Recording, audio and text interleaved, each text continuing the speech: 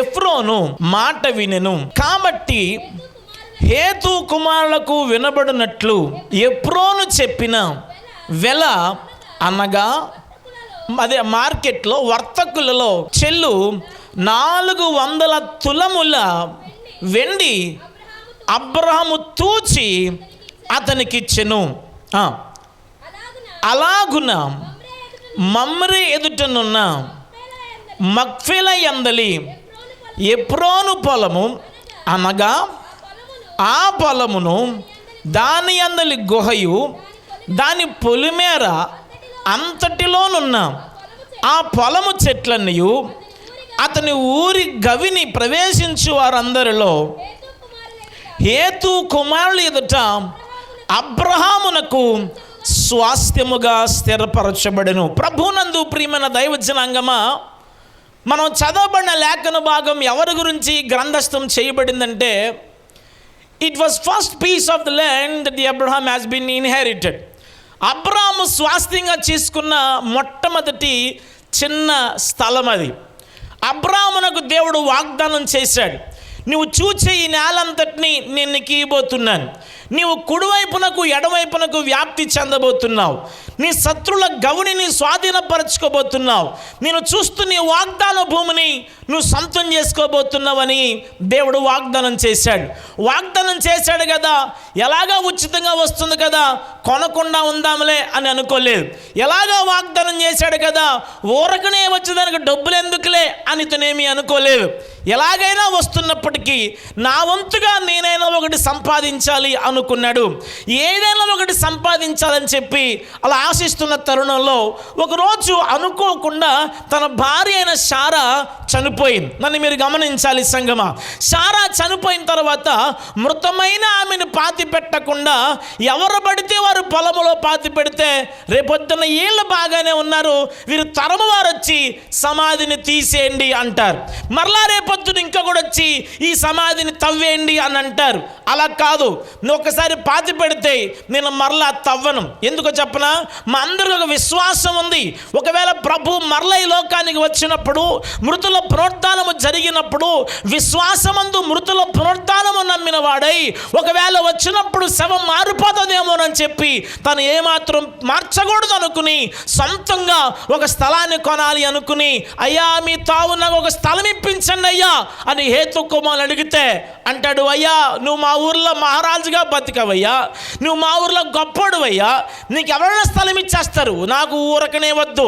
కొందరు ఊరకనే వచ్చేస్తే, ఫ్రీగా వచ్చేస్తే ఫినాయిల్ తాగేసే ఈ లోకంలో, అడగకపోయినా కాస్త వచ్చేస్తుందంటే ఇంట్లో పెట్టదని పక్కనట్టి వాళ్ళు పెట్టే ఉప్మాల కోసం ఎగపడిపోయే ఈ లోకంలో, మనం తినగల స్తోమత ఉండి వాడు పెట్టుతున్నాడు కాబట్టి ఉచితానికి అలవాటు పడిపోయే ఈ లోకంలో, ఇలాంటి మనుషుల మధ్య అతను ఏం చేశాడు చెప్పనా, ఉచితంగా తాను ఆశించకుండా నాకు వద్దు, నేను ఈ అమౌంట్ కడతాను. ఎంత అంటే వాడు వద్దులే 400 అవుద్ది, వద్దులే. నిజంగా వద్దనేవాడు నాకు ఉచితంగా ఇద్దామని డబ్బులు ఎంతో చెప్తాడా? ఆ మాట వస్తుంది అసలు? నిజంగా నాకు కావాలండి, నేను రావాలయ్యి, నువ్వు చేయాలన్నప్పుడు డబ్బులు టాపిక్ వస్తుందా అంటాడు. 400 అవుద్దే, ఎందుకులే 400 తులములు వెండి, 400 తులములు వెండి, 400 కాసులు కాదు 400 తులములు వెండి అవుతుంది అన్నప్పుడు సరే అని చెప్పి అందరి ముందు మరి సాక్ష్యం ఉండాలి కదా, 2-3 సాక్ష్యం ఉండాలి కదా. అందుకని 2-3 సాక్ష్యములో ధర్మశాస్త్రముడు చెప్పింది, ఏదైనా క్రయ విక్రయం జరిగినప్పుడు 2-3 ఏముండాలి, సాక్షులు ఉండాలి. కాబట్టి 2-3 సాక్షుల ముందు అయ్యగారు డబ్బులు ఇచ్చేశాడు. డబ్బులు ఇవ్వగానే అది ఇవ్వగానే వాక్యం అంటుంది, ఆ ప్రాంతం అంతా అబ్రహామునకు స్వాస్థ్యముగా స్థిరపరచబడింది. దేవునికి స్తోత్రం కలుగును గాక. అదండి దీని సంగతి. అసలు ఎఫ్రోను పొలమును ఎందుకు కొన్నాడు అంటే తన భార్యను పాతి పెట్టడానికి. ఒకవేళ ఓసీ భూమిలో కనుక పాతి పెట్టాడు అనుకో, ఉచితంగా వచ్చిన భూమిలో పాతి పెట్టాడు అనుకో, వాళ్ళ నాన్న బాగానే ఉన్నాడు, రేపొద్దున వాడు కొడుకొస్తే, రేపొద్దున వాడి కొడుకు వస్తే ఏం చేస్తారు, తవ్వేయాలి కదా. మరి తవ్వేసినప్పుడు మరి శవాన్ని కప్పెట్టిన శవాన్ని మరలా తవ్వమంటది మాటలా, శవాన్ని తన్నుతున్నామంటే మాటలా. శవాన్ని మరలా గుచ్చుతున్నామంటే మాటల శవాన్ని అవమానపరిచినట్టు కదా. అలా అవమానపరచబడకూడదు కనుక స్వాస్థ్యముగా ఉండాలి అని అనుకున్నాడు. సంగమా, మరి స్వాస్థ్యముగా తాను కొన్న ఎబ్రోను పొలము ఎవరికి గుర్తుగా కనబడుతుంది? స్వాస్థ్యముగా అబ్రాము మొట్టమొదటిగా కొన్న పొలము ఎవరికి గుర్తుగా కనబడుతుంది? బైబిల్లో పొలము అనగా ఎవరు? చూద్దాం ఒకసారి. 1వ కొరింథీయులకు రాసిన పత్రిక 3వ అధ్యాయము 9వ వచనాన్ని మీరు చదవగా చిత్తగించినట్లయితే అక్కడ పొలము ఎవరు? చూడండి, 1వ కొరింథీయులకు రాసిన పత్రిక 3వ అధ్యాయము 9వ వచనం. మేము దేవుని జత పనివారమై ఉన్నాము, మీరు దేవుని వ్యవసాయమును గృహమై ఉన్నారు. తలపైకెత్తను. అక్కడ ఏముంది మన తెలుగు బైబిల్లో? వ్యవసాయం. చెప్పండి ఒకసారి, చెప్పాలి. వ్యవసాయం అనండి ఒకసారి. అక్కడ వ్యవసాయం అని వ్రాయబడి ఉంది కదా. ఇంగ్లీష్ ట్రాన్స్లేషన్లో ఇంగ్లీష్ స్టాండర్డ్ రివైజ్డ్ వర్షన్లో ఎలా వ్రాయబడిందంటే, you are field of God. నీవు దేవుని పొలమై ఉన్నావు అన్నాడు. వ్యవసాయాన్ని దేంతో పోల్చాడు భక్తుడు? సో ఇప్పుడు చెప్పండి, ఈ పొలము ఎవరి గుర్తు? నీవే. హల్లెలూయా. ఎవరు ఆ వెలపెట్టి కొనబడిన పొలము? మనమే. హల్లెలూయా. ఎవరు ఆ వెలపెట్టి కొనబడిన పొలము? అందరి మధ్యలో సాక్ష్యములకు సంపాదించి వెలపెట్టి క్రయముగా కొన్న స్థలం ఎవరండి అంటే దేవుని క్రైస్తవ సంఘమే. అది ఇమ్మానుయేలు ప్రార్థన మందిరం అయి ఉండవచ్చు, అది యోసేపు ప్రార్థన అయి ఉండొచ్చు, లూథరన్ చర్చ్ అయి ఉండొచ్చు, బైబిల్ మిషన్ అయి ఉండొచ్చు, చర్చ్ ఆఫ్ క్రైస్ట్ అయి ఉండొచ్చు. ఏ సంఘమైనా వెలపెట్టి కొన్న దేవుని వ్యవసాయమై ఉన్నది. హల్లెలూయా. చూడండి, అందుకే 1వ పేతురు పత్రికలో పేతురు మహాశయుడు భక్త కోటికి రాస్తూ 1వ అధ్యాయము 18-19 వచనాల్లో మీరు దేని చేత కొనబడవారు? చూడండి, 1వ పేతురు 1. అమ్మ చదువురా. పితృపారంపర్యమైన వ్యర్థ ప్రవర్తన విడిచిపెట్టినట్లుగా వెండి బంగారముల వంటి విమోచించబడలేదు కానీ అమూల్యమైన రక్తము చేత, అనగా నిర్దోషమును నిష్కలంకములకు గొర్రె పిల్ల వంటి క్రీస్తు రక్తము చేత విమోచించబడ్డాం. 2 చేతులు ఎత్తి దేవునికి స్తోత్రం చెప్పండి, చెప్పాలి. హల్లెలూయా. సంఘమా, దేవునికి వాక్యం ఇలాగూ చెబుతా ఉంది. ఎవరు ఈ పొలం అంటే సంఘమే ఆ పొలము. చెప్పండి, సంఘం అంటే ఎవరట్నైనా చిబ్బావు, ఎవరినైనా పొలం అంటే ఎవరు? గమనించాలి సంఘమా, ఎవరు ఈ పొలం? సంఘమే ఆ పొలం. మరి ఆ సంఘమును ఎలా పెట్టుకున్నాడు? అబ్రహాం అయితే వెండి పెట్టుకున్నాడు. అబ్రహాం అయితే 400 తులముల వెండి పెట్టుకున్నాడు. కానీ మన ప్రభు అయిన యేసు ప్రభు దేని చేత కొన్నాడు చెప్పన? తన రక్తము చేత వెలపెట్టి విమోచించి కొన్నాడు ఈ సంఘాన్ని. దేవునికి స్తోత్రం కలుగునుగాక. మనందరూ ఎవరు? We are purchased with a value that is equal with the blood of Jesus Christ. యేసు ప్రభు యొక్క ప్రశస్త రక్తము చేత కొనబడిన సాటి లేని విలువైన సంఘము క్రైస్తవ సార్వత్రిక సంఘము. హల్లెలూయా. ఇంకో మాట, ఎప్రోన్ అంటే ఎవరు? హిత్తీయుడు. హిత్తీయులు అంటే ఎవరు? అన్యులు. అన్యుల పొలాన్ని ధన్యుడైన అబ్రహాము కొన్నట్టు ఒకప్పుడు సంఘం ఎవరు? అన్యులు. అన్య సంఘాన్ని ప్రభు రక్తం ఇచ్చి తనకు పెండ్లి కుమార్తెగా కట్టేసుకున్నాడు ఆయన. హల్లెలూయా. క్రైస్తవ సంఘం అనేది కుల సంఘము కాదండి. క్రైస్తవ సంఘం అనేది ఒక వర్గానికి చెందినది కాదండి. క్రైస్తవ సంఘం అనేది ఏదో ఒక పనివారికి మాత్రమే చెందినది కాదండి. క్రైస్తవ సంఘం అనేది, క్రైస్తవ సార్వత్రిక సంఘం అనేది యేసు ప్రభు యొక్క రక్తము చేత కొనబడిన సంఘం. అందుకే మీరు గమనించండి 2025 సంవత్సరాల నుంచి నేటి వరకు గురువుగారు మీరు గమనించండి, సంఘానికి వచ్చిన కష్టాలు మరి ఎవ్వరికి కూడా రాలేదు. చంపేశారు, అయినా సంఘం ఆగలేదు. రంపాలతో కోశారు, అయినా సంఘం ఆగలేదు. బురదలో వేశారు, అయినా సంఘం ఆగలేదు. చనిపోయిన జంతు చర్మాలలో ఈ పాస్టర్ గారిని పెట్టి కుట్టేశారు, అయినా సంఘం అగ్నిగుండంలో వేశారు, అయినా సంఘం ఆగలేదు. ఇది అబద్ధం అయితే, ఒక చిన్న పార్టీ అయితే, ఒక చిన్న వ్యవస్థ అయితే కొంతలో ఉండి కొంతలో ఆరిపోయేటువంటిది. చిన్న దీపం అయితే గాలెత్తి ఆరిపోయేది. కానీ క్రీస్తు పునాది మీద, క్రీస్తు రక్తం అనే కట్టడము చేత కట్టబడి చేయబడింది కనుక ఎన్ని కష్టాలు వచ్చినా, నష్టాలు వచ్చినా, వరదలు వచ్చినా, ఇబ్బందులు వచ్చినా సంఘము నేటికి కొనసాగుతుంది. హల్లెలూయా. సంఘం ఎంతవరకు కొనసాగుతుందంటే పాతాళపు ద్వారములు దాని ముందు నిలవజాలవు అన్నంత గొప్పది. ఇంత విలువైన సంఘము. ఎందుకు ఇంత విలువైన సంఘము, బలమైన సంఘం అంటే మనం ఎవరి చేత? ఎడ్ల ఎక్కయు, మేకల ఎక్కయు, కోడలెక్కయు రక్తము చేత కాక నిష్కలంకమును, ఎవరన్నా నిష్కలంకమును నిర్దోషమగు పరిశుద్ధ రక్తమైన యేసు ప్రభు రక్తము చేత సంఘము కొనబడిన ఎప్రోను పొలమునకు గుర్తు. హల్లెలూయా. ఓకే, ఇక్కడ దాకా బాగుంది కదా. మరి ఎప్రోను పొలములో ఏంటి?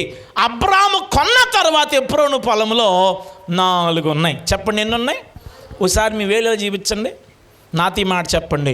అబ్రహాము ఎప్రోను పొలమును కొన్న తరువాత ఎప్రోను పొలములో 4 ఉన్నాయి.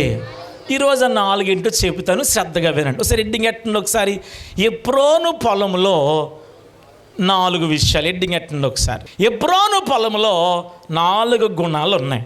ఈరోజు వెలపెట్టి కొన్న క్రీస్తు సంఘములో కూడా ఎప్రోను పొలం ఎవరు గుర్తని చెప్పాను? క్రీస్తు సంఘమున గుర్తు. చెప్పాలి, ఎవరు గుర్తని చెప్పాను?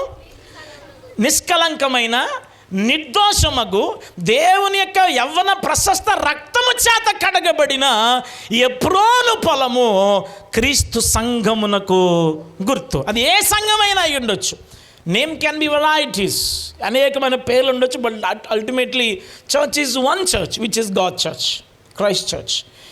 ఏదైనా పేరు ఉండొచ్చు, అంతిమంగా సంఘం పేరు మాత్రం క్రీస్తు సంఘం. సో ఈ క్రీస్తు సంఘం ఎవరండి అంటే 400 తులముల వెండి చేత కొన్న ఎప్రోను పొలం. ఇక్కడ ఇంకో మాట మీకు చెప్పి నేను పాయింట్కి వెళ్తాను. అప్పట్లో బానిసలను విడిపించడానికి కూడా ఎవరిని వాడతారండి అంటే వెండిని వాడుతూ ఉండేవారు. వెండిని తెలుసా మీకు? చదువుకున్నప్పుడు వస్తు మారక ద్రవ్యం అనేవారు. ఐడియా ఉందా? ఏంటి వస్తు మారక ద్రవ్యం అంటే? మీరు, నా దగ్గర ఉప్పు ఉంది, నీ దగ్గర వంకాయలు ఉన్నాయి అనుకో, నా ఉప్పు మీరు తీసుకుని మీ వంకాయలు నాకు ఇచ్చేవారు. నా దగ్గర చేపలు ఉన్నాయి అనుకో, మీ దగ్గర ఎండి చేపలు ఉన్నాయి అనుకోండి, నా పచ్చి చేపలు మీరు తీసుకుని మీ వెండి చేపలు. ఇప్పుడు కూడా మీరు అరకు ప్రాంతానికి వెళ్తే ఇప్పటికీ కూడా రాజ్మాలు తెలుసు కదా, ఎర్రగా ఉంటే రాజ్మాలు ఇస్తే వారు వేరుశనగ ఇస్తారు. అసలు డబ్బులు ఇప్పటికీ కూడా, ఈవెన్ స్టిల్ రైట్ నో, ఇప్పుడు కూడా అక్కడ లేదు. అలాంటి వస్తుమారక ద్రవ్యం అప్పట్లో ఉండేది. ఈ వస్తుమారక ద్రవ్యంలో బానిసనిచ్చినప్పుడు కూడా ఏమి ఇచ్చేవారంటే తిరిగి వెండి ఇచ్చేవారు. వెండి ఎక్కడ వాడేవారు? వెండి ఎక్కడ వాడారంటే బానిసను విడిపించడానికి వాడేవారు. సరిగ్గా మన అందరము కూడా పాపమునకు బానిసలమై ఉండగా మనల్ని విడిపించడానికి కూడా వెండి అనే క్రయధనమును చెల్లించాడు దేవుడు. దేవునికి స్తోత్రం, హల్లెలూయా. ఈ క్రీస్తు సంఘములో, అదే ఎప్రోను పొలములో 4 ఉన్నట్లు విమోచించబడిన క్రీస్తు సంఘములో కూడా 4 గుణాలు ఉండాలి. మీకు సంఘ పెద్దలు ఉన్నారు కాబట్టి ఇది సంఘము కాదు. సభలు పెట్టుకుంటున్నారు కాబట్టి సంఘము కాదు. మీకు పాస్టర్ గారు ఉన్నారు కాబట్టి సంఘము కాదు. మీకు ఇంత అడావుడు ఉంది కాబట్టి ఒక సంఘము కాదు. ఒక ఇన్ఫ్రాస్ట్రక్చర్ ఉంది కాబట్టి సంఘము కాదు. లక్షణాలు ఉండాలి, అది సంఘం అంటే. ఇంతకు ఏమిటి ఆ లక్షణం? ఎప్రోను పొలములో ఉన్న 4 లక్షణాల్లో నుంచి సంఘములో ఉండాల్సిన 4 గుణాలు మీ కళ్ళ ముందు ఉంచుతాను.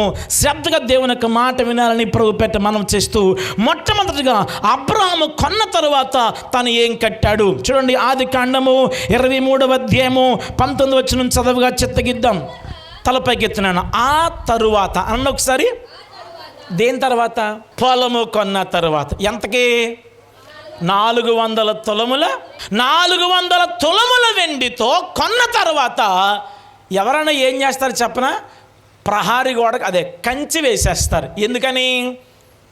మాది అని చెప్పడానికి. సరే, కంచి వేసేసిన తర్వాత ఖాళీగా ఉండకూడదుగా. ఏ టేకు చెట్లో, ఇది మామిడి చెట్లో, కొబ్బరి చెట్లో వేస్తే, ఎందుకంటే మనం కడతో 10 సంవత్సరాలు లేట్ అయినా ఈలోగా మనకి ఏం టేకు చెట్టు ఒక్కో చెట్టు ఒక 5-6 వేలు చేస్తుంది. కొబ్బరికాయలేమో కమ్మలు వస్తాయి, కొబ్బరి చీపుర్లు వస్తాయి, అందులోంచి మరలా కొబ్బరికాయలు కూడా దిగుబడి వస్తుంది. మామిడికాయ పెట్టామనుకో, సంవత్సరం 2 కాపులు కాసిన మనకు బ్రహ్మాండంగా మామిడికాయలు అమ్ముడవుతాయి. ఇలాంటి పనులు చేయాలి. తర్వాత పోనీ ఇలా కూడా కాకుండా రిజిస్ట్రేషన్ చేయించుకోవాలి. అప్పుడు రిజిస్ట్రేషన్ చేయించేసుకున్నాడు కదా, మరి చేయించుకున్న తర్వాత ఒక మంచి ఇల్లు కట్టుకోవాలి.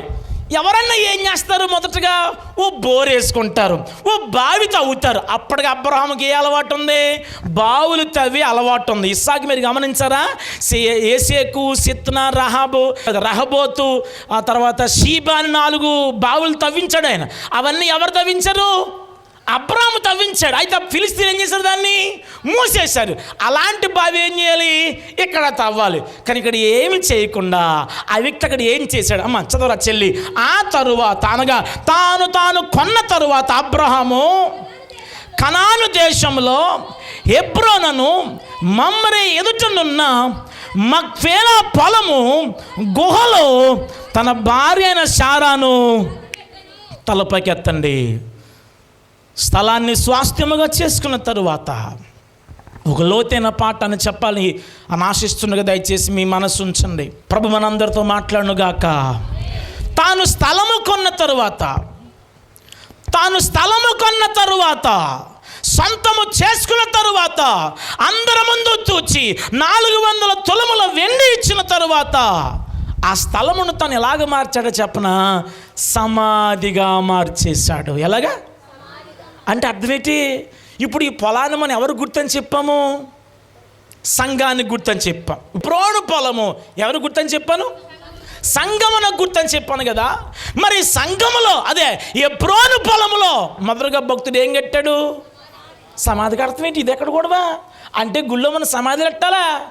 ఇప్పుడు ఎవరు సమాధి పెడదాం? ఎవరిని పాతి పెట్టేద్దాం ఆ బలిపీఠం మీద? అసలు బలిపీఠం మీద మనం ఫోటోలను పెడతామా? ఎవరు సమాధానం పెడతామా? సొంత పాస్టర్ గారు చనిపోయినా మనం ఇక్కడ పెడతాం, కానీ బలిపీఠం మీద మనం పెట్టాం. కానీ అబ్రహాం ఏం చేశాడు? తాను మొదటిగా స్థలము కొనుక్కున్న తరువాత తన భార్యను పాతి పెట్టాడు. ఇక్కడ గమనించవలసిన సత్యం ఏంటో చెప్పనా? ఇక్కడ గమనించవలసిన మర్మం ఏంటో చెప్పనా? చెబుతున్న శ్రద్ధగా వినండి. దేవుని మందిరములో దేవుని చేత వెలపెట్టి కొనబడిన వారు సమాధుల వలె ఉండాలి. అదేంటి? చచ్చిపోవాలా? ఎస్, మనం చచ్చిపోవాలి. ఎలా చచ్చిపోవాలి? రండి మీకు వాక్యంలో చూపిస్తాను. దేనితో మనం చనిపోయిన వారముగా ఉండాలి. రోమీయులకు రాసిన పత్రిక 6వ అధ్యాయము 4వ వచనంలో మనము దేని చేత చావలసిన వారమై ఉన్నాము. చదవరా తల్లి. కాబట్టి తండ్రి మహిమ వలన క్రీస్తు మృతులలో నుండి ఎలాగూ లేపబడినో అలాగే మనమును నూతన జీవమును పొందిన వారమై బాప్తిస్మము వలన మరణములో పాలు పొందిన వారం. తలపైకెత్తాడు. అక్కడ ఆ మాట కోసం మొత్తం చదివించాను. మన దేంట్లో చావాలి? మరణములో, అదే పాపములో మనము చచ్చిన వారమై ఉండాలి. దేవునికి స్తోత్రం. ఈ మర్మాన్ని మనకు తెలియడానికి ఓ జీవము గల క్రీస్తు సంగమా, 400 తులముల వెండితో విమోచించబడిన దానా, క్రీస్తు ప్రభు రక్తములో కడగబడిన దానా, ఓ ఈ సంఘమా నీలో సమాధి ఉండాలి. అంటే ఎవరి సమాధి ప్రభువా? చెప్పు పెట్టేసి మీకు గద్దెలో ఆరాధిస్తామంటే ఎవరి సమాధి చెప్పనా? నిన్ను నీవే, మనల్ని మనమే పాపములో బాప్తిస్మము ద్వారా చచ్చిన వారముగా మనల్ని మనము లోకములో సమాధి చేసేసుకోవాలి. దేవునికి స్తోత్రం. హల్లెలూయా. పాపములో మనల్ని మనమే చంపేసుకోవాలి. అబద్ధములో మనల్ని మనమే చంపేసుకోవాలి. సమాధానం చెప్పాలి మీరు. మోసము చేయడంలో మనల్ని మనమే చంపేసుకోవాలి. భక్తుడు అంటాడు, గోధుమ గింజ భూమిలో పడి అది చావకపోతే అది ఏమాత్రం ఫలించదు. దానిమ్మకాయల గింజలు బాగా మనం నవిలి పచ్చి పెట్టాను, నేను రాలేదు మొక్క. పచ్చిదే పెట్టాను, రాలేదు మొక్క. కొద్ది రోజులు తినకుండా వదిలేశాను, అది ఎండిపోయింది, చచ్చిపోయింది కంప్లీట్లీ. చనిపోయిన దాన్ని పాతి పెడితే ఆ వర్షాకాలం వచ్చేటప్పటికి చిన్న చిగురు వచ్చింది. అలా అలా అలా అలా ఎదిగింది. మా ఇంట్లోంచి బయట రాగానే పొద్దునే నాకు ఒక 20-30 దానిమ్మకాయ పువ్వులు కనబడతా ఉంటాయి. ఇంకా ఉండి నా కొడుకు వెళ్తున్నాడు, టపక్కన కోసేస్తున్నాడు. రే నేనే పాతి పెట్టానంటే అయినా కావులు హెచ్చుగా కోస్తున్నాడు వాడు. నేనేం చెప్పడం ప్రయత్నిస్తున్నానంటే ఒక చెట్టు ఎదగాలంటే దాని విత్తనం ఏమైపోవాలి? చనిపోవాలి. అందుకే ఈ మర్మం మనకు మర్మయుక్తంగా తెలియచడానికి అబ్రహాము వెలపెట్టి కొన్న దాంట్లో ఎవరిని పాతి పెట్టాడు? చనిపోయిన శవమును పాతిపెట్టి సమాధి చేసినట్లు ఒక సంఘము కూడా పాపములో సమాధి వలె ఉండాలి, క్రీస్తులో జీవములో ఉండాలి. కానీ పాపములో, లోకములో, ఐహిక విచారములో, వ్యభిచారములలో, అక్రమ సంబంధాలలో, శవ రాజకీయాలలో సంఘం ఏం చేయబడాలి? చచ్చినదై ఉండాలి. ఒకసారి బైబిల్లో అబ్రహాం అని ఇదే వ్యక్తి అబిమెలెకు ఇంటికి వెళ్ళాడట. అబిమెలెకు ఇంటికి వెళ్తే వాళ్ళందరూ అయ్యి బాబోయ్ అండి ఇందాక అమ్మాయిని ఫిగర్ చూశాను సూపర్ అండి అన్నారట. అనగానే ఈ అబిమెలెకు నాకు ఆ ఫిగర్ కావాలి రప్పించండి అని రప్పించేసుకున్నాడు. ఎవరు మా ఆవిడంటే చంపేస్తారేమనుకుని మా సెల్లండి అన్నాడు ఈ పెద్ద మనిషి. మీ సెల్లా కొంచెం పెద్ద వయసులాగా ఉంది, పిల్ల ఇంకా పెళ్ళి అవ్వలేదు, భూమి పుట్టినట్టుగా ఉన్నారు, వీళ్ళు ఇంకా పెళ్ళి అవ్వలేదు, అంగారకుడికి వీళ్ళకి పెద్ద దగ్గర సంబంధంలాగా ఉంది, ఆడపడుసులాగా ఉన్నారు వీళ్ళు. సర్లే నేను పెళ్ళి చేసుకుంటాను, రేపొద్దున మేకగా నాకు పెళ్ళి వెళ్ళు అన్నాడు. వెళ్ళిపోడు మనోడు. అలా ఆవును తెలిసి ఎంత ధైర్యమో చూడండి ఒకసారి. అలా ఆవును తెలిసి వెళ్ళిపోయాడు మనోడు. వెళ్ళిపోతే ఆ రాత్రి ప్రభు దర్శించి ఏమని చెప్పనా? ఆదికాండము 20:3. ఆ రాత్రి ప్రభు దర్శించి ఏమన్నాడు? ఆదికాండము 20:3.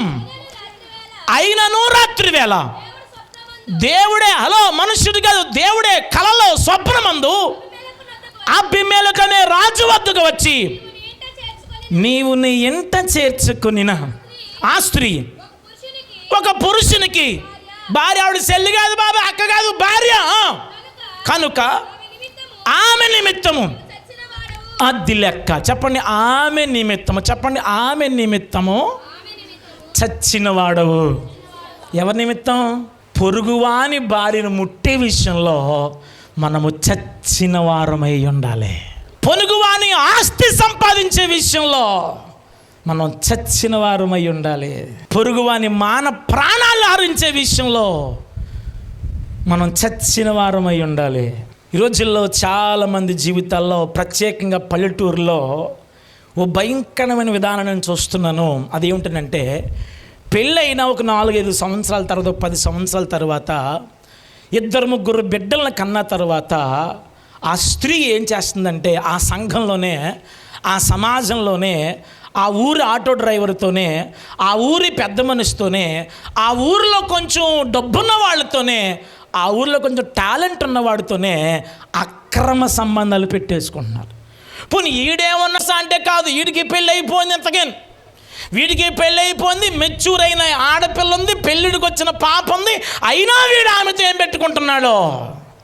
అక్రమ సంబంధాలు పెట్టుకుంటున్నా. అమ్మ మీలో అటువంటి వారు ఉన్నారా? దేవుని సేవకుడిగా చెప్తున్నాను, పాపమందు నీవు నేను చచ్చిన వారమై ఉండాలి. అందుకే భక్తుడు చెప్పాడు, తాను మందిరాన్ని కట్టుకుని తాను మొట్టమొదటిగా ఒక 400 తులముల వెండితో ఒక స్థలాన్ని సంపాదించి అందులో ఏం కట్టాడు? సమాధి కట్టాడు. ఎందుకు చెప్పనా? నేను ఈ లోకంలో చచ్చిన వాడను. దేవునికి స్తోత్రం కలుగునుగాక. హల్లెలూయా. ఒక పాట ఉందండి, నాకు ఆ పాట గుర్తులేదు. లైను ఇలాగుంటుంది, నేను పాడతాను. లైను ఎలాగుంటుందంటే, దినదినము చనిపోవుచున్నాను, యేసుక్రీస్తులో బ్రతుకుచున్నాను. చప్పట్లు కొట్టండి. దినదినము చనిపోవుచున్నాను, యేసుక్రీస్తులో బ్రతుకుచున్నాను, యేసు గొర్రె పిల్లను నేను, వద్దకు తేబడిన గొర్రె పిల్లను, యేసు గొర్రె పిల్లను నేను. నానా చప్పట్లు. వద్దకు తేబడిన గొర్రె పిల్లను, దినదినము చనిపోవుచున్నాను అన్నా, యేసుక్రీస్తులో బ్రతుకుచున్నాను. తమ్ముడా చప్పట్లు. దినదినము చనిపోవుచున్నాను,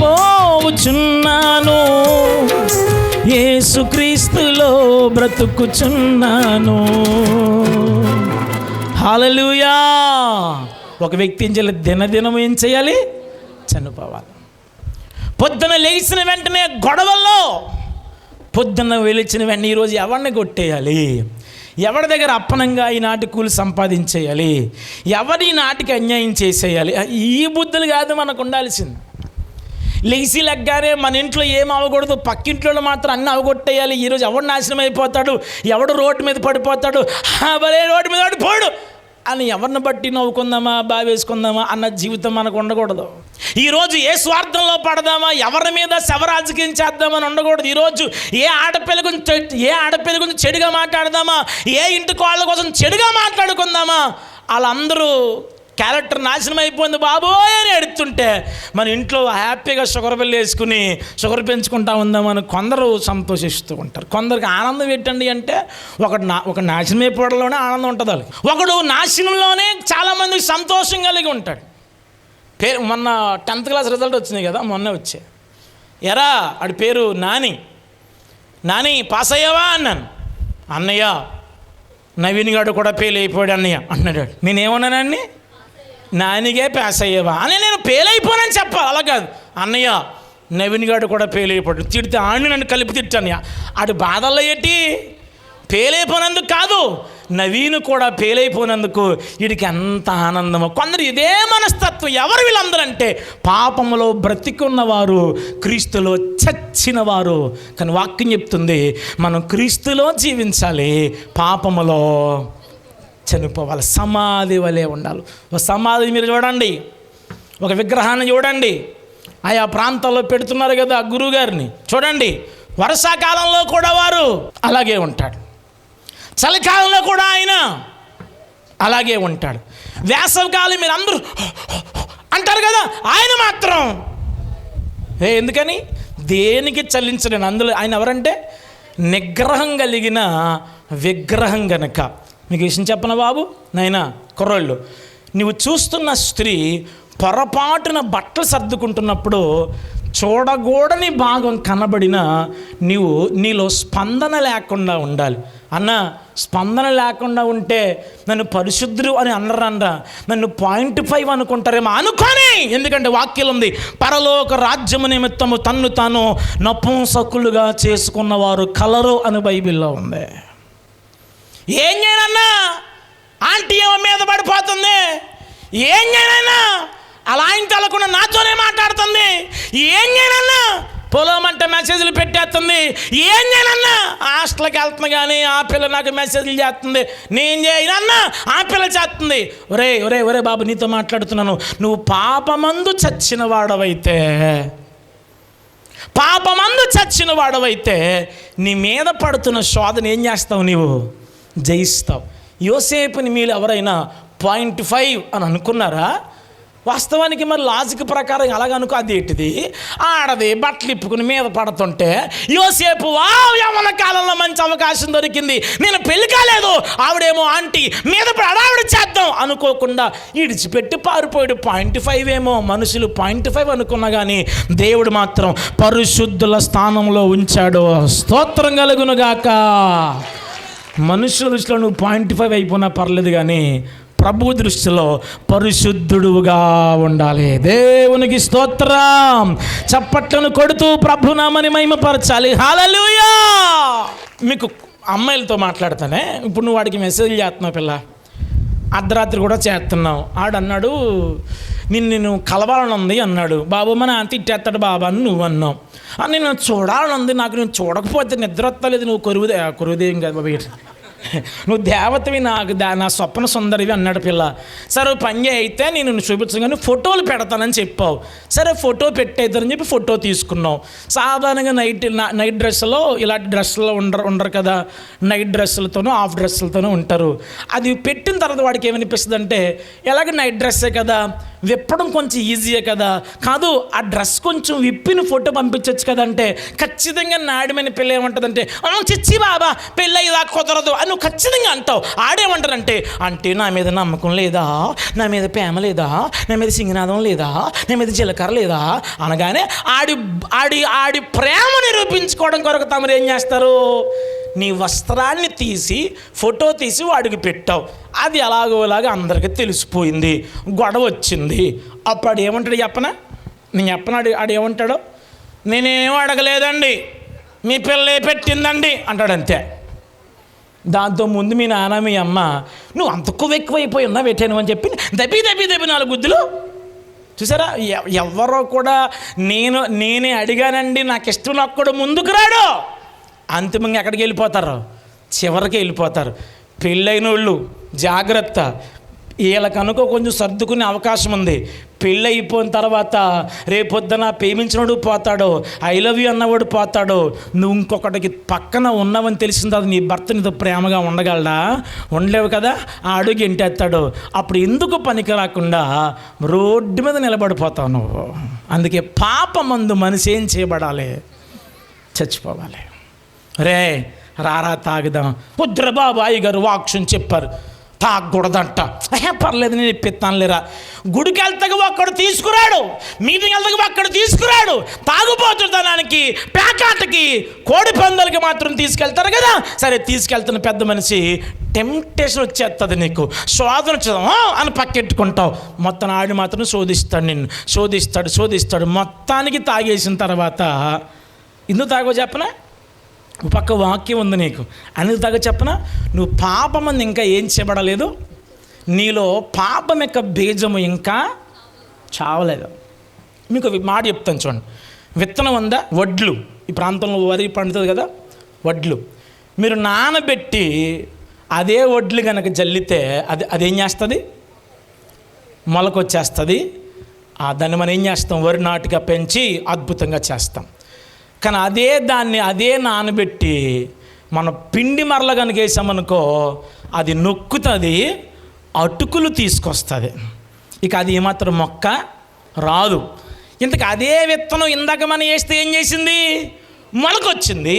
అదే విత్తనాన్ని నలగొట్టిన వెంటనే అందులో ఏమైపోయింది? ఇప్పుడు జీవం చచ్చిపోయింది. అలాగే మనలో పాపపు బీజము కూడా ఏం చేయబడాలంటే నలుగగొట్టబడాలి. దేవునికి స్తోత్రం కలుగునుగాక.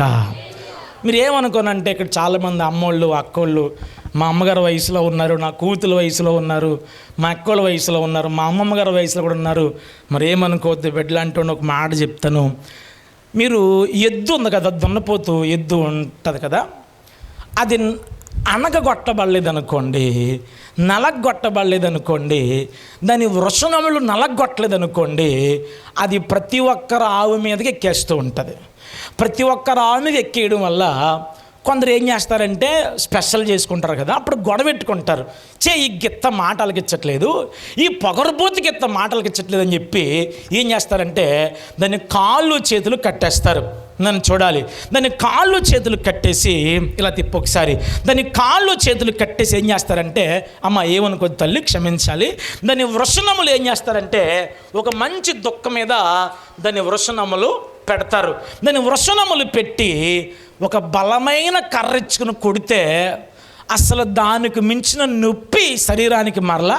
మీరు దెబ్బ కొట్టినా ఆ ఎద్దుకి పెద్ద అనిపించదు, మీరు గుచ్చినా ఎద్దుకి పెద్ద అనిపించదు. కానీ దాని వృషణములు నలగొట్టేస్తూ ఉంటే అది కిలకిలకిలకిలాడిపోతుంది. ఒక్కసారి దాని వృషణములు నలిగిపోయిన తర్వాత అది ఏ ఒక్క ఆవు మీద అఘాయిత్యం చేయదు, ఎవరిని ఇలాగ ఎత్తి పొడవదో. తన కామందు చెప్పినట్టు ఆ ఎద్దు ఏం చేస్తుంది? ఆలకిస్తుంది. ఎందుకు చెప్పనా? ఆ ఎద్దు నలుగగొట్టబడినట్లుగా సమాజమా మనందరము కూడా దేవునికి వాక్యము చేత, ఉపవాసము చేత, ప్రార్థన చేత, ఇలాంటి ఆరాధన చేత, సంఘ క్రమములో, సేవకుల అభిషేక ఉపదేశ క్రమంలో మనందరము నలుగగొట్టబడిన వారమై ఉన్నప్పుడు పాపమందు చచ్చిన వారమై ఉంటాము. చప్పట్లను కొడుతూ ప్రభునామని మహిమపరచాలి. హల్లెలూయా. ఈరోజు నేను చెప్పాలనుకున్న మొట్టమొదటి మాట, క్రీస్తు రక్తముతో కడగబడిన సంఘము పాపములో చచ్చినదై ఉండాలి. 400 తులముల వెండితో కొన్ని ఎప్రోను పొలములో సమాధి ఉన్నట్టు క్రీస్తు రక్తముతో కొనబడిన సంఘము పాపమందు చచ్చినదై ఉండాలి. రెండవదిగా ఆ యొక్క పొలములో ఏమున్నాయి రాస్తున్నారా? 400 తులముల వెండితో కొన్న ఎప్రోను పొలములో సమాధి ఉన్నట్టు క్రీస్తు రక్తములో కడగబడిన సంఘములో సమాధి ఉండాలి. అంటే పాపమందు మనము చచ్చిన వారమై ఉండాలని చెప్పాను. రెండవదిగా అక్కడ ఏముంది? ఆదికాండము 23వ అధ్యాయము 18వ వచనం చదువుకుందాం. అనగా పొలమును దాని అందలి గుహయు దాని పొలిమేర అంతటిలోనున్న ఆ పొలము చెట్లన్నీ తలపకెత్తండి. అంటే ఎప్రోను పొలములో మొదటగా ఏముంది? సమాధి ఉంది. రెండోది ఎప్రోను పొలములో ఏముందట? చెట్లు ఉన్నాయట. ఏ చెట్లు అయ్యి? ఇంకేదో చెట్టు. ఇంకా నేను బైబిల్లో చూపించిన ఆదికాండము 13వ అధ్యాయము. ఆ చెట్టు ఏంటి అంతకేను? ఆదికాండము 13వ అధ్యాయము 18వ వచనం చదువుకుందాం. అప్పుడు అబ్రహాము తన గుడారము తీసి, ఆదికాండము 23 అధ్యాయం 18వ వచనం నువ్వు తీసావా అమ్మ? మీరు తెలియ సిస్టర్ గారు, మీరేం చేస్తారంటే ఆదికాండము 13:18 మీరు చదవండి. ఆదికాండము 23:18 ఈమె చదువుతారు. ముందు మీరు ఆదికాండము 13:18 చదవండి ఒకసారి. అబ్రాము తీసి అండర్లైన్ చేయండి, హెబ్రోనులోని. తర్వాత నెంబర్ 2 మమ్రే అండర్లైన్ చేయండి, సింధూరవనం. చాలు అమ్మ. ఇప్పుడు నువ్వు రారా. అలాగున ఇందాక ఆ సింధూరవనం కూడా ఎక్కడుంది? మమ్రే దగ్గరనున్న అలా కాదురా. ఇక్కడ మమ్రే ఎదురున్న మగ్ఫేలా అందలి ఎప్రోను పొలము. చాలు, తలపైకెత్తండి. ఆ పొలం ఎక్కడుంది? మమ్రే దగ్గర ఉంది. ఈ పొలం ఎక్కడుంది? మమ్రే దగ్గర ఉంది. ఇప్పుడు ఎన్ని మమ్రేలు? ఒక మమ్రియే. అంటే ఎక్కడ ఉన్న మమ్రే ఒకటే, అక్కడ మమ్రే ఒకటే. ఎక్కడున్న మమ్రలు ఏమున్నాయి? చెట్లు ఉన్నాయి. ఏ చెట్లు అయ్యి? సింధూరవనం అనే చెట్లు. దేవునికి స్తోత్రం చెప్పండి. చేతులు పక్కది చెప్పండి ఒకసారి. హల్లెలూయా. నెంబర్ 2, హలో, తల పక్కది. నెంబర్ 2, ఎప్రోను పొలములో అబ్రాము 400 తులముల వెండి చేత కొన్న ఎప్రోను పొలములో నెంబర్ 2 ట్రీస్ ఆఫ్ ఓక్, సింధూర వనం ఉంది. సింధూర చెట్లు ఉన్నాయి. అంటే అర్థమేంటి చెప్పనా? సంఘంలో ఉండాలి ఇప్పుడు? చెట్లు ఉండాలా? ఓ పని చేయండి, కడియం నర్సరీకి వచ్చి, మా ప్రాంతంలో కడియం అనే ఊరుంది, నర్సరీలో వచ్చి మొక్కలు కొని పెట్టేమని కాదు ఇక్కడ. మొక్కలు కొని పెట్టేమని కాదు ఇక్కడ. చెట్లు దేనికి గుర్తండి అంటే ఇక్కడ చెట్లు అది ప్రత్యేక సింధూర వనము. సింధూరం యొక్క లక్షణం ఏంటండి అంటే, ఇలా చూడండి ఒకసారి. నేను ఇది సింధూర వనం అనుకోండి అమ్మ. ఇలా చూడరా, మీ చిన్న కత్తితో సింధూరాన్ని, ఆ చెట్ని ఇలా అన్నారనుకో, అది ఏమంటారు దీన్ని? లిక్విడ్, ఒక ద్రవ్యం లాంటిది, జిగురు లాంటిది కారుతుంది, గమ్ము లాంటిది కారుతుంది.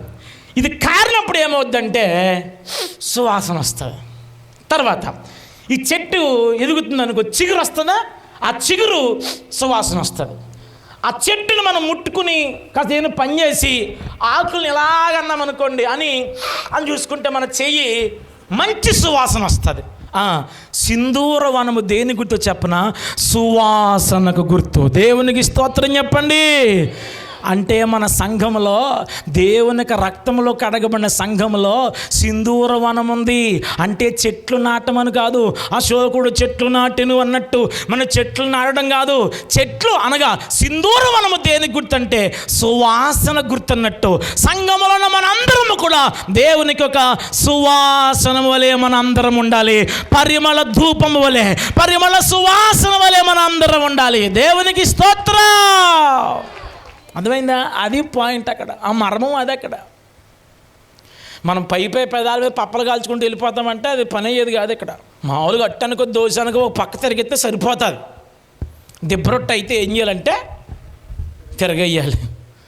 పలావ్ వండినప్పుడు కింద నుంచి ఎట్టాలి పొగ, మరలా పైన ఒకటేసి చెప్పరే అందరూ వండిన బ్యాచ్గా, మళ్ళీ ఒక సాసరా గిన్నె, పెద్ద గిన్నె వేసి మళ్ళీ పైన చేయాలి నిప్పుడు. అప్పుడు పైనుంచి వెళ్తుంది వేడి, కింద నుంచి వెళ్తా. అలాగా కొన్నిసార్లు వాక్యం లోతుగా వెళ్ళాలి. మనం పై వెళ్ళి సెట్లు ఉన్నాయి, ఏమున్నాయి? సెట్లు ఉన్నాయి. కాబట్టి మనం సెట్లు అట్టుకోవాలి. ఎవరు సెట్లు శామదుంపలు ఇవి కాదు. ఇక్కడ దాని అర్థం ఏంటండి అంటే చెట్లు. ఏ చెట్లు? ఆదికాండము 13వ అధ్యాయం 10-18 వచ్చిన ప్రకారంగా సింధూర వనం ఉంది. ఆ సింధూర వనములో ఈరోజు నేను కలిగి ఉండాల్సింది ఏంటో చెప్పనా? సువాసననే సాక్ష్యమును కలిగిన వారంగా ఉండాలి. మనందరము సువాసన కలిగిన వారంగా ఉండాలి. ఏ సువాసన? సెంటు కొట్టేసిన సువాసన కాదు. ఒకసారి నేను చదువుతున్నప్పుడు కొల్లపు రఘుబాబు అని ఒకడు ఉండేవాడు, చనిపోయేలా పాప మాట, అది ఆత్మహత్య చేసుకుని చనిపోయాడు. తను ఒక స్ప్రే కొట్టుకొచ్చేసేవాడు. ఆ స్ప్రే కంపదలా వచ్చేసేది. ఎందుకది ఏంటంటే అది ఎక్కడో దొరికింది, అది శవాలకు కొడతాం కదండి మార్చుల్లోని. ఆ స్ప్రేట్కి వచ్చేసాడు. ఆ స్ప్రేట్కి వచ్చి కొడేస్తాడు పొలమంట. ఆడేమో నిలబడుతుంటే కొంపదలా వచ్చేది. ఇప్పుడు కొందరు ఇంతే ఏంటంటే ఈ పక్కన స్ప్రే, ఈ పసరే. ఇప్పుడు ఆ ప్రతి ఒక్కళ్ళు దుబాయ్ కత్తలు వెళ్ళిపోతున్నారేమో, అత్త సెంటు బాటిల్కి వచ్చేస్తున్నారు, అని పొలమంట కొట్టేసుకుంటున్నారు. కథ స్మెల్ వచ్చిందంటే నోట్లోంచి స్మెల్ రాకుండా అని అక్కడ నోట్లో కూడా కొట్టేసుకుంటారు. సీముడు వస్తే ముక్కులో కూడా కొట్టేసుకుంటారు వాళ్ళు. ఆ సువాసన కాదు, మన ప్రవర్తనే సువాసనగా ఉండాలి. దేవునికి స్తోత్రం. సాక్ష్యం అండి చెప్పన. చూసావా ఆవిడ, చూసావా మామ పేదరికంలో ఈ ఊరు వచ్చింది, చిన్నప్పుడు వచ్చింది, చిన్నప్పుడు పెళ్లి చేశారు. ఆ తాత పెద్ద శాడిస్టు, అయినా మామ ఓర్చుకుంది, పిల్లల్ని పెంచింది, అందరికీ పెళ్ళిళ్ళు చేసింది. ఇదిగో ఇవాళ చక్కగా ఇల్లు కట్టుకుంది, చిన్న నింద లేకుండా బతికింది. చూసావా ఎంత ఎంత ఎంతలా నివసిస్తుందో.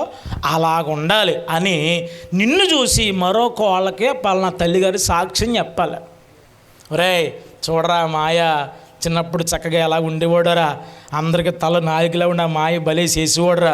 ఇవాళ చూడు మంచి పెళ్ళం వచ్చింది, మంచి ఉద్యోగం వచ్చింది, కారు మీద వెళ్తున్నాడు, నువ్వు అలాగ అవ్వాలా అని అమ్మోళ్ళు మనల్ని చూపించి అలా పిల్లలకి చెప్పాలి. అది సాక్ష్యం అంటే.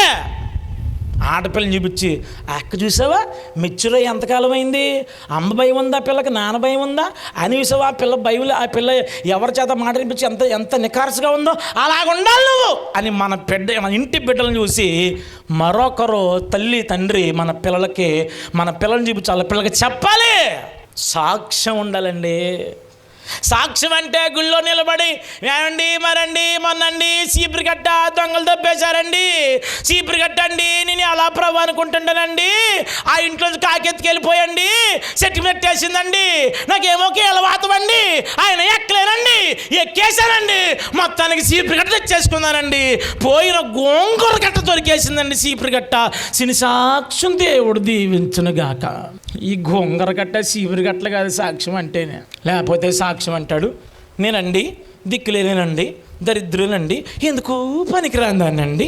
ఎందుకు పని, ఆ విషయం మాకు తెలుసు, నువ్వు చెప్పక్కలేదు, నువ్వు రూపాయకి పనికిరావని మరి చెప్పలేటు నువ్వు మళ్ళీ. ఎందుకు పనికిరాదంట, టాటా కొండేసిందంట. ఇది అక్కడ కూడా పాపం నీ టాటా కొండ అయితే మాకు ఏటి ఇప్పుడు ఇది ఎవరికి కావాలి? ఇవన్నీ నేను వేసిన బట్టలు మర్చిపోతున్నాం ఇవాళ కదా. నేను వేసినంత 42,000 పెట్టి మా అత్తగారు కొంద, నాకు షూట్ 42,000 పెట్టి కొంద పెళ్ళికి. అది ఏం చేశాను నేను మర్చిపోను, ఎక్కడో డ్రైవర్స్కి ఇచ్చి మర్చిపోను. ఎందుకే నేను మొన్న ఏదో బట్టలు పట్టుకెళ్తే ఆ బట్టలతో పాటు పంపించి అప్పుడు దాకా మాకు గుర్తులేదు. ఏమంటే ఈ రోజుల్లో ఎవడ గొప్ప ఆడుకున్నాయి, ఎవడ జీవితం ఆడుకుంది, ఇది స్పెషల్గా మన డబ్బా కొట్టుకోక ఏదో కొబ్బరి చెప్పి ఇచ్చినట్టు. అప్పట్లో నేను చెట్టే అప్పట్లో ఏంటంటే ఇప్పుడు ఎవరు నువ్వు చెప్పు. గతం కూడా వదిలే. పిఎస్ స్వామి గారు తెలుసా? పిఎస్ స్వామి గారు తెలుసా? నాకు చాలా ఇష్టం ఆయన అంటే.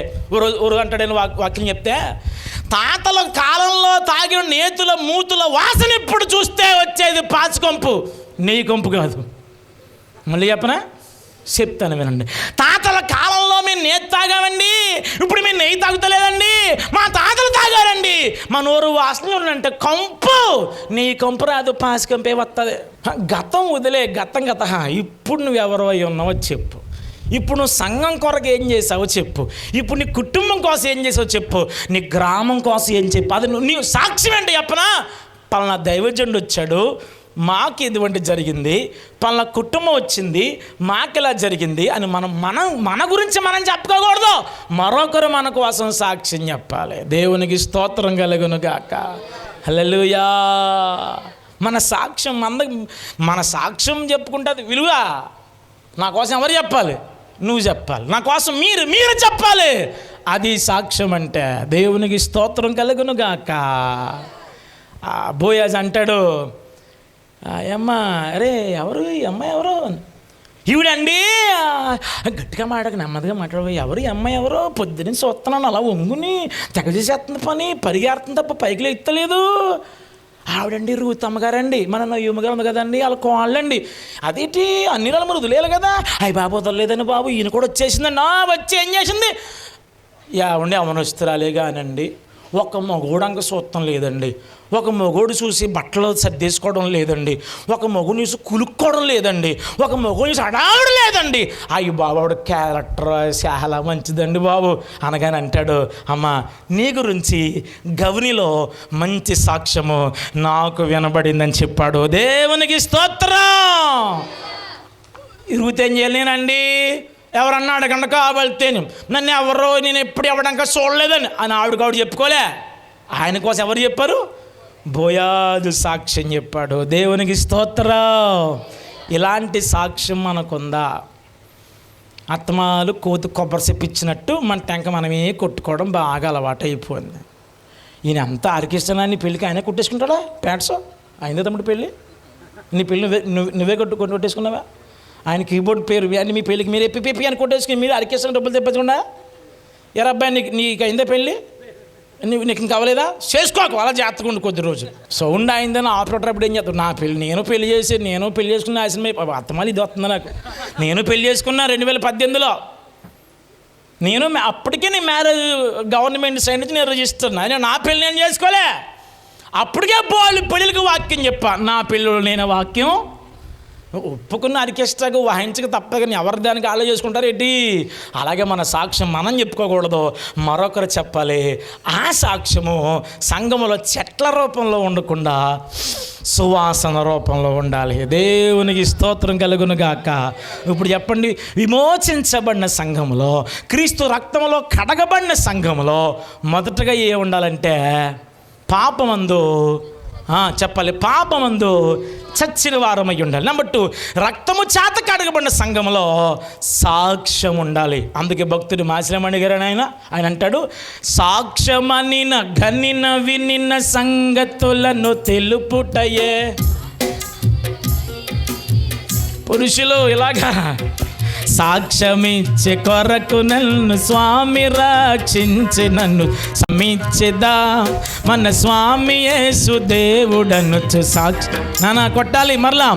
సాక్ష్యమనిన గనిన వినిన సంగతులను, సాక్ష్యమనిన సంగతులను తెలుపుటయే, సాక్ష్యమిచ్చు కొరకు నన్ను స్వామి రక్షించి నన్ను సాక్ష్యమిచ్చేదా మన స్వామి యేసు దేవుడను సాక్ష్యమిచ్చేదా.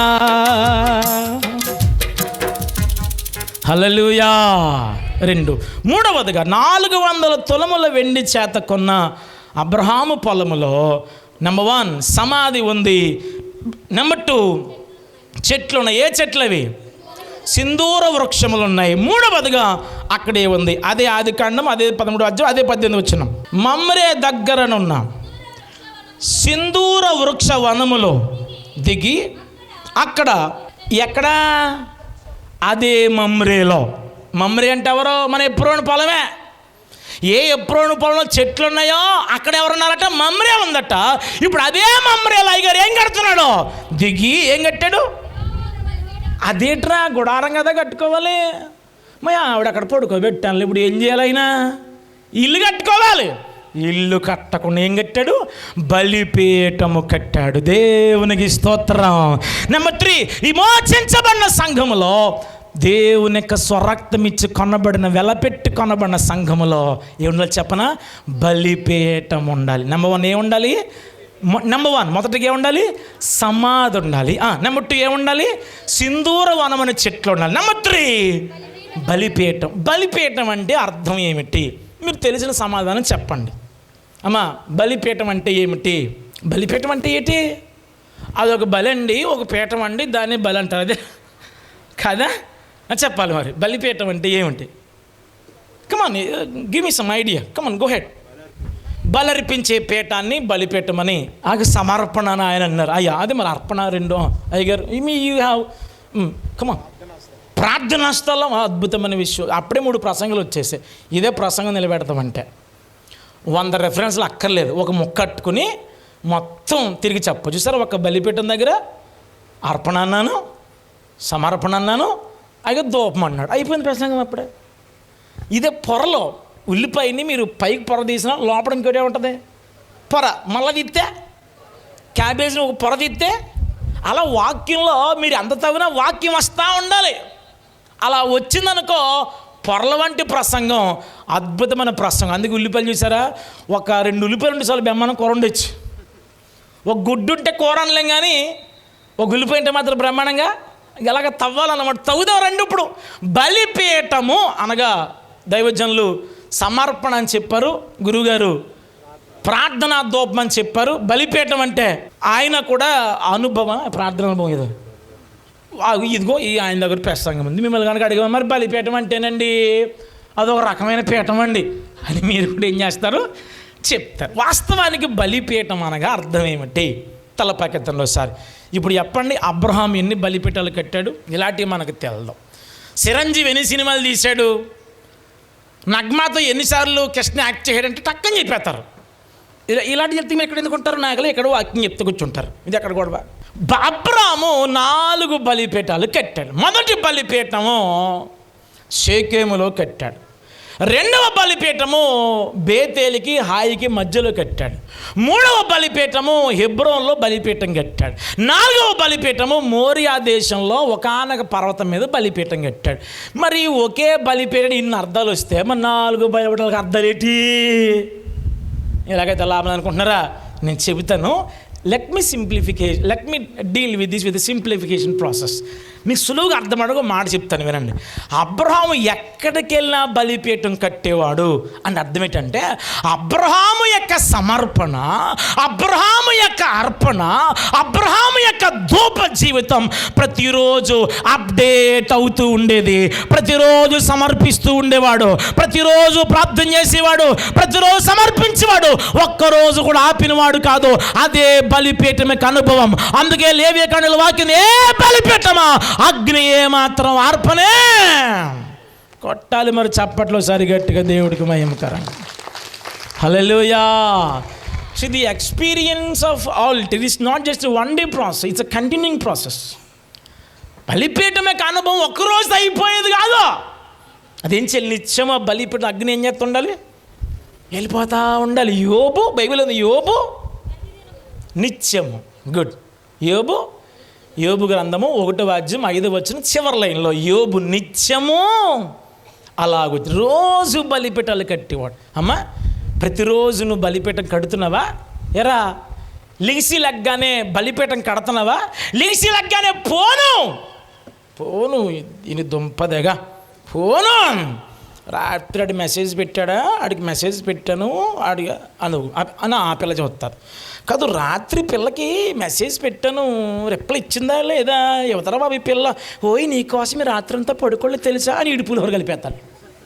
మావాడు పెద్ద పులిహోర రాజు తెలుసా మీకు? మామూలు రాజా కాదట, ఇంగు వేసి కలిపేస్తాడు మా వాడు. అసలు అంకులువేమో మామూలుగా మనలో మనం అటు అంకుల. అప్పుడే 4 ఎకరాల్లో 2 ఎకరాలు ఎగిరిపోయింది. 2 ఎకరాలు ఎగిరిపోయింది. మధ్యలో కాస్త వేసి రక్తమే జమీది ఎగిరిపోయింది. షుగర్ బిల్ వేసుకోకపోతే మనకు అంతే సంగతులు. పొద్దున్న గ్యాస్ బిల్ వేసుకోకపోతే ఒకటికి 2-3 రాదాయే. ఈ వయసులో నీకు ఇంకో పిల్లతో అవసరమా? ఈ వయసులో నీ భార్య కాందానితో ఇంకో భార్యతో ఏదో అంత అవసరమా? అంత ఓపుకుందా నీకు? ఎందుకన్నా పనికొస్తావా? నీ వయసు ఏంటి, పనులేంటి? ఎదిగి కోల్ది నువ్వు ఆడపిల్లల్ని బిడ్డల్లా సాకాలండి. ఎదిగి కోల్ది ఆడపిల్ల కనబడిందంటే ఆ తత్వం మనకు ఉండాలి. ఈ మెచ్యూర్ ఫంక్షన్స్ ఒక దరిద్రం ఇదేనండి. మెచ్యూర్ ఫంక్షన్లు అనగా మీరు చెప్పండి, మెచ్యూర్ ఫంక్షన్ జరిగిన ప్రతి చోట మీ పిల్లకి నిందొచ్చిందా లేదా? నువ్వు చెప్పావు, రే మా పిల్ల మెచ్యూర్ అయింది లైన్ వేసుకోండి అని నువ్వు చెప్పావు, అందరికీ ఎలుగారంగా పెట్టావు. ఎదిగింది పిల్ల ఏ దైవజనులు పిలిపించి ప్రార్థన చేసి నెత్తి మీద అభిషేకం చేసి ప్రార్థన చేసి ముగించడం మానేసేసి 4 రోజులు చక్కగా పచ్చిమ కూరలు ఎట్టి చక్కగా బలమైన ఆహారం పెట్టి పెంచడం మానేసి పబ్లిక్గా చేసావు. నా పిల్ల ఎదిగింది, వయసుకు వచ్చింది, తనకు సిగ్గు లజ్జ లభ్యం తెలుసు, సెక్స్ అంటే తెలుసు అని మీరు ట్రై చేశారు. మళ్ళీ దానికి మంచి ఆర్కెస్ట్రా మంచి సౌండు మంచి బిల్డప్ ఇచ్చి యామంటే మరి కట్నాలు ఉన్నాయి కదా. నువ్వు నీ కట్నం ముఖ్యమా, మీ పిల్ల భవిష్యత్తు ముఖ్యమా? కట్నం ముఖ్యం, నీ కూతురు భవిష్యత్తు ముఖ్యమా? అబ్బే లేదు, కొందరికి అదే ఎలాగైతేనే వచ్చేస్తే చాలు. మళ్ళీ వెళ్ళే కాదు నీ పిల్లకనే అప్పుడు పాయసం పెట్టమే అని అడిగేసే పెద్ద మనుషులు కూడా చాలామంది ఉన్నారు. ఒరే పుస్తకం తీయరా, అప్పట్లో ఎంత ఇట్టాం మనం, ఎంత ఇట్టాం మహా ఉంటే నీ ఈడ్స్ అంతా 100 రూపాయలు ఇట్టావు, ఇప్పుడు నీకు ఎంత ఇట్టేయాలి ఇప్పుడు. ఈ వ్యాపారం ఆడపిల్లతో వ్యాపారం చేసే రోజులు పెరిగిపోయినాయండి. అంతేగాని ప్రతిరోజు ఆడపిల్లకి ప్రార్థన చేస్తాం వస్తలేదు. ప్రతిరోజు ఆ పాపకి అమ్మ కన్నీరు గార్చన్న మాట రాస్తారు. అరే ప్రతిరోజు మందిరానికి వెళ్ళి పరిచర్య అన్న మాట, ప్రతిరోజు ప్రార్థనకు ముందుకెళ్ళు బలిపీఠం అర్పించబడని చెప్పట్లేదు. ఫోన్ వాడకు, డాబా మీదకి వెళ్ళకు, ఆడంక చూడకు. ఎందుకు మా అమ్మ ఆడంక చూడొద్దుందా, నా పిల్ల ఆడంకే చూస్తుంది ఆ పిల్ల. ఎందుకు మా అమ్మ డాబా మీదకి వెళ్ళొద్దని చెప్పి ఆ పిల్ల కావాలని డాబా మీదకి వెళ్తుంది ఆ పిల్ల. ఈ రోజులు అందరిలాగా ఉన్నారు. నా కొడుకు వయసు ఎంత ఇప్పుడు మొన్న నర్సరీ అయింది, ఇప్పుడు పీపీ1 అంటే ఎల్కేజీ 83,000 వేసేసాడు ఢిల్లీ పబ్లిక్ స్కూల్. నాకు అభిషేకం వచ్చి అరిచేసాను నేను ఇందాకెళ్ళండి. నువ్వు ఏబిసిడి ఇలా చెప్తావా ఎలా చెప్తావా అన్నాను. వెళ్ళి 83,000 పీపీ1కి ఎల్కేజీకి. ఆడండి ఆడు నచ్చిన బట్టలు ఇప్పుడు వేసుకుంటాడు. ఆడు రాత్రి పడుకున్నప్పుడు కూడా జీప్యాట్ అంటే జీన్స్ ప్యాంట్ అని అర్థం. ఆడికి పిల్లలు అలాగ ఉన్నారు. అంటే మనం ఏం చేయడానికి వాళ్ళు ఏం చేస్తారు, రివర్సల్ వస్తుంటాయి. ఇప్పుడిప్పుడే బెల్ట్ తీసుకుంటున్నాను, 1 2 సర్దేసుకుంటున్నాడు. రేయ్ అని బూజు తెచ్చుకోండి, రేయ్ అబ్రాము అంటున్నాను. ఇది నేర్చుకోండి. నీ అమ్మ నా కొడక ఇలాంటి బూతులు తిట్టకుండా అమ్మాయి అబ్రాము అనండి. తద్వారా పిల్ల అబ్రహం ఏంటి అని వాక్యంలో విషయం అబ్రహం నేర్చు. ఇస్సాకు అనండి, అమ్మ నా యాకోబా అనండి. That's fine. తద్వారా వాళ్ళ వాక్యం నేర్చుకుంటారు. రోజు పడుకోబెట్టినప్పుడు డాడీ అంట, ఒక రోజు అంట ఏసై కథలు చెప్పండి, ఏసై గురించి కథలు చెప్పండి. నీకే ఫోన్ నొక్కుంటా టైం లేక డాడీ అంటున్నావా పిల్లనే, నీ భార్య చదలబా అండి. ఇప్పుడు నీ ఫోనే ప్రపంచం అయిపోతే నీ భార్య నువ్వు చూడకపోతే నువ్వు చూసి వాడి దగ్గరికి వెళ్ళిపోతావు కూడా. అలాగే వెళ్ళమని నా ఉద్దేశం కాదు సుమి, నీ ప్రవర్తన మార్చుకోవాలని నాకు ఉద్దేశం. నీ కూతురు డాడీ అని వచ్చిందంటే పక్కనట్టే, నా అమ్మలేదే నా బావలేదే అని వచ్చి సమాధానం చెప్పు. Spend quality time with children. పిల్లలతో గడపండి సమయం. బలిపీఠం అంటే రోజు కట్టుకోవాలండి. అదే బలిపీఠం అంటే ఒక్క అర్పణ కాదు, బలిపీఠం అంటే ఒక్క ధూపం కాదు, బలిపీఠం ఒక్క సమర్పణ కాదు. బలిపీఠం అంటే ప్రతిరోజు సమర్పించుకోవాలి. దేవునికి స్తోత్రం, హల్లెలూయా. 400 తులముల వెండితో అబ్రహాము కొన్న ఎప్రోను పొలములో మొదటగా సమాధి ఉంది. నెంబర్ 2 చెట్లున్నాయి. నెంబర్ 3 బలిపీఠం ఉంది. 4వదిగా అక్కడ ఏముంది చూద్దాం ఒకసారి. ఆ మాట చెప్పి నా వాక్యాన్ని ముగింపులో కూడా నేను తీసుకొస్తాను. 20 అది ఆదికాండము 23వ అధ్యాయము 18 వచ్చిన సార్ మళ్ళీ చదువుదామా ఒక్క నిమిషం తల్లి 10 వచ్చిన 23:10. అప్పుడు ఎప్రోను హేతు కుమారుల మధ్యను కూర్చుండి ఉండెను. హిత్యుడైన ఎప్రోను తన ఊరి గవిని ప్రవేశించు వారందరి ఎదుట హేతు కుమారులకు వినబడినట్లు అబ్రహాముతో చెప్పాడు. తలపైకెత్తండి ఒకసారి. ప్రజలందరి ముందు అబ్రహాము ఈ డీల్ చేసుకున్నాడు. ఇప్పుడు 12 వచనం చదవండి. అప్పుడు అబ్రహాము ఇందాకేమో పెద్దలు ఎదుట ఉన్నాడు, ఇప్పుడేమో దేశ ప్రజలందరి ఎదుట ఉన్నాడు. చాలు. ఇకపోతే 3వదిగా అదే 18 వచనం చివరిలో ఒకసారి చదవండి. అతని ఊరి గవిని ప్రవేశించు వారందరిలో హేతు కుమారులు ఎదుట అబ్రామునకు స్వాస్థ్యముగా అది లెక్క. తలపైకి ఇక్కడ 3 మార్లు ఒకే మాట రాయబడింది. ఏంటి? అందరి ఎదుట, పెద్దల ఎదుట, వానరుల ఎదుట. వానరులు అంటే ఎవరు? హేతు కుమారులు. హేతు కుమారులు ఎదుట, ఆ ఊరి పెద్దలు ఎదుట, ఆ దేశంలో ఉన్నవారందరి ఎదుట అబ్రహాము స్టామినా ఏంటో తెలిసింది. ఇంతకు బేరం ఆడా తర్వాత ఇందుకు అబ్రహాం ఏమడిగాడు సరిగా చెప్పాలి. గుహ మాత్రమే అడిగాడు. ఆదికాండము 23వ అధ్యాయము 8వ వచనం. మృతి పొందిన నా భార్య ఉండకుండా నేను పాతి పెట్టుట మీకు ఇష్టమైతే, నా మాట వినండి, సోహారు కుమారుడని ఎప్రోను చివరను కలిగిన మక్ఫేలా గుహ. ఆగండి, అసలు ఈ అబ్రహాం ఏమడిగాడు? మక్ఫేలా గుహ మాత్రమే అడిగాడా? అతనికి ఎంత చెప్పాడు? 400. ఎంత? 400 అంతే అన్నాడు. చెప్పకనే చెప్పాడు. చెబితే గుహతో ఆగలే. అబ్రహాం ఏం కొన్నాడు చెప్పనా? ఇప్పుడు మరలా 18 వచ్చినాం. అలాగున్న మమ్మల్ని ఎదురున్న మక్ఫేల అందరి ఎప్రోను పొలము అనగా నెంబర్ 1 గుహ, పొలిమేర చుట్టూ ఉన్న చెట్లు అన్నీ కలిపికొనేసాడు. ఆగండి ఒకసారి, వాస్తవానికి నేనేం కొనాలి? గుహ మాత్రమే కొనాలి. గుహతో పాటు పొలంతో పాటు చుట్టూ ఉన్న మొత్తం కూడా. అబ్రహాము స్థాయి అందరి ముందు ఏం చేయబడింది చెప్పనా? సకల జనుల ముందు సాక్షార్థముగా తన స్వాస్థ్యము స్థిరపరచబడింది. ప్రభు అంటాడు, సకల జనులకు సాక్షార్థమై మీ వెలుగు వారి ఎదుట ప్రకాశించాలి. అబ్రహాం వెలుగు ఏం చేసింది చెప్పనా? అందరి ముందు ఏం చేసింది? ప్రకాశించింది. మన వెలుగు అందరి ముందు ఉండాలి. అందుకే మా ఇంట్లో ఫంక్షన్ జరిగినప్పుడు కొందరు ఏం చేస్తారంటే, మీ ఇంట్లో ఫంక్షన్ జరిగితే పెద్దలందరినీ పిలుస్తారు. నాకు వాళ్ళతో టచ్ ఉంది, నాకు ఈడితో టచ్ ఉంది, నాకు ఆడెవడితో టచ్ ఉంది. బాబు ఇదంతా అనవసరం. అబ్బాయి పని అవుతావు. నాకు ఆడి తెలుసు, ఈడి తెలుసు. ₹10 ఎవడు కష్టకాలం ఒక్కడ రాడు. కష్టకాలంలో నీ ఫేస్బుక్లో ఎంతమంది ఉన్నారు ఫ్రెండ్స్? 5,000 మంది ఒకసారి మెసేజ్ పెట్టు, డియర్ ఫేస్బుక్ ఫ్రెండ్స్, మీకు లైకులు కొడుతున్నాను కదా, నేను కష్టాలను రూపాయి పంపించమని అడుగు. ఒక్కడ పంపడం. ఇన్స్టాగ్రామ్లో 2,000 మంది ఉన్నారు ఫాలోవర్సు, రూపాయి పంపించరా అంటే ఒక్కడ పంపడం. ఈ లోకల్ వీళ్ళు ఎవ్వరు సహకరించే వాళ్ళు కాదు. సహకరించే దేవుడి దగ్గర ఏం చేయాలి చెప్పనా? మనుషుల ముందు మన మంచితనం కనబడాలి, మనుషుల ముందు మన భక్తి కనబడాలి, మనుషుల ముందు మన వెలుగు కనబడాలి, మనుషులందరి ముందు దేవునికి ప్రతీకలముగా మనందరం ఉండాలి. దేవునికి స్తోత్రం. నిన్ను చూస్తే మనుషులకి ఎలా కనబడాలంటే, దేవుని ప్రజలుగా మీరందరూ ఏం చేయబడాలి? కనబడాలి. ఒక్క మాట చెప్పి వాక్యాన్ని ముగింపులకు తీసుకొస్తే, నేను అమెరికా నుండి ఇండియాకి వస్తున్నాను. లాస్ట్ ఇయర్ సంథింగ్ మార్చిలో వస్తున్నాను. నేను సరిగ్గా నార్త్ క్యారోలైనాలో, అదే దాని పేరు మర్చిపోయాను, అక్కడ నేను ఫ్లైట్ చికాగో వరకు వచ్చాను. చికాగోలోకి వెళ్ళేటప్పటికి నేను పిఎన్ఆర్ చూస్తే దేవుని కృపలో నా టికెట్ అప్గ్రేడ్ చేయబడి ఉంది. కొందరు అప్గ్రేడ్ చేస్తారు అలాగా. ఇక్కడ విలేజ్లో ఏమనుకో బిజినెస్ క్లాస్ దానికి అప్గ్రేడ్ చేస్తారు, పెద్దలు అందరూ ఉంటారు. నేను అక్కడ కూర్చుంటే అందరికీ 2-3 ఆర్డర్లు చేస్తున్నారు వాళ్ళు. నేను అనుకున్నాను, నా టికెట్ ఇది కాదు కదా, నాకు డబ్బులు అయిపోతాయేమో, మళ్ళీ డబ్బులు ఎక్స్ట్రా పే చేయలేము, ఇప్పుడు గాలిని ఎక్కడ పే చేయను బాబు, 34,000 అడుగులు ఎత్తులున్నానని చెప్పి నేను తింటలే. 16 గంటల జర్నీ, 6 గంటలు వెళ్ళిపోయింది.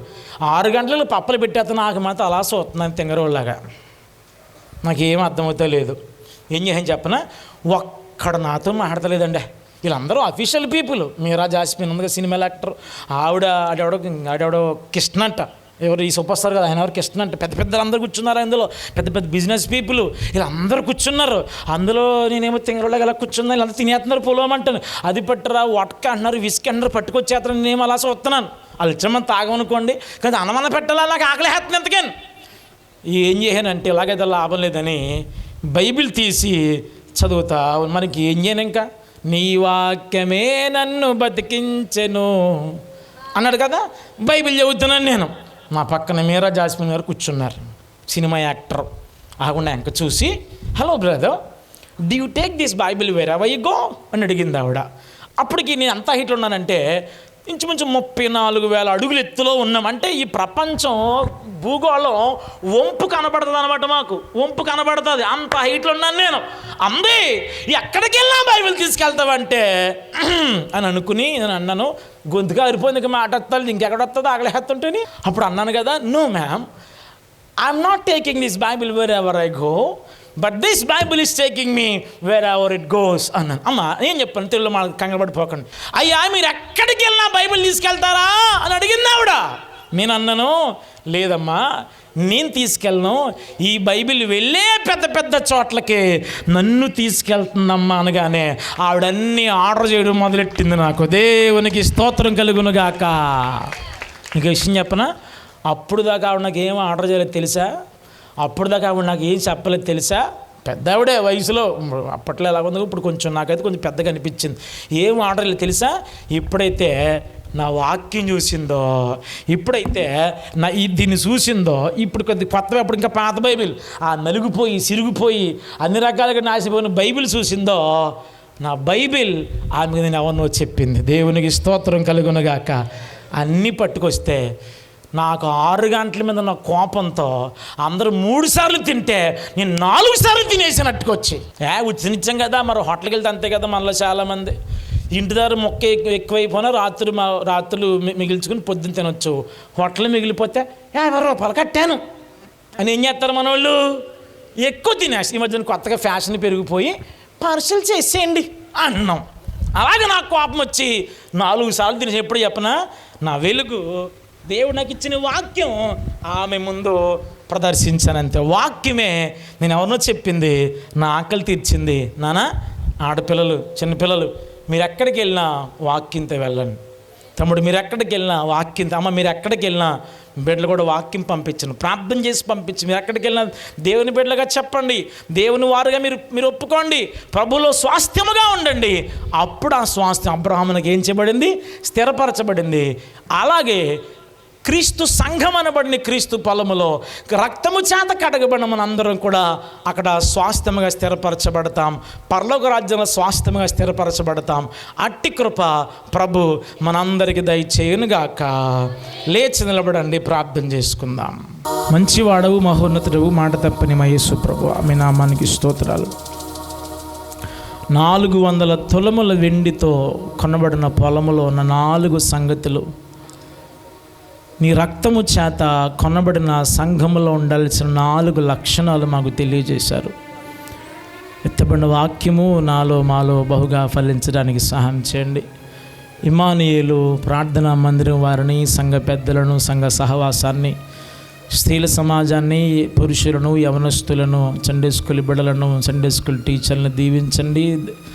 దైవజనులు రాజ్ కుమార్ గారిని, తన యొక్క భార్యను దీవించండి. వేదికను అలంకరించిన దైవజనులను దీవించండి. సంగీత పరిచయం చేసిన తమ్ముడులను దీవించండి. చక్కని సౌండ్ సిస్టమ్ ఆపరేట్ చేసిన బాబును దీవించండి. ఈ గ్రామాన్ని అంతటిని దీవించండి. భోజన పానీయాది రక్తమును ఉంచండి. తినుచుండగా బలము కలిగి శక్తిని కలిగే బలాన్ని నీ సేవలాడడానికి సహాయం చేయండి. ఈ ప్రాంతాల వ్యవసాయాలను దీవించండి. నిన్నటి దినాన్ని వాడబడిన అన్న నైసులు గారిని దీవించి మీ దాసుని వాడుకొనమని యేసు నామమున వేడుకుంటున్నాను పరమ తండ్రి.